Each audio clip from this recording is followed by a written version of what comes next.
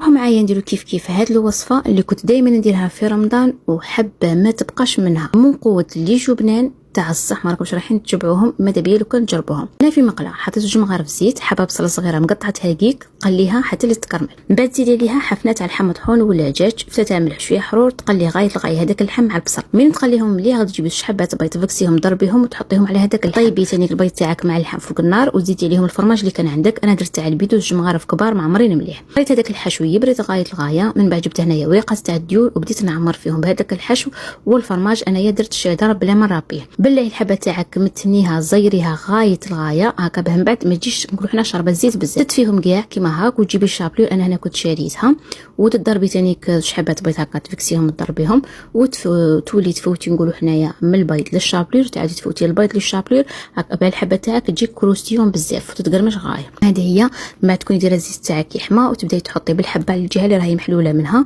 وعلى النار قليله وتقعدي تقلي فيهم هكا باش طيب تدخلهم للداخل. المهم ما يجوش كاع شاربين الزيت، واكدوا لي على البنه يجوا مقرمشين، ما تحسوش روحكم كاع بلي راكم تاكلوا في الديول، يجوا بنان بزاف. تنجموا ديروهم هكا دوه معكم البحر يشدوا القرميشه تاعهم ديك ساعه 3 سوايع، كيما تنجموا ديروهم هكا لعشاكم ولا غير مع كويس ليموناد وفي الامان.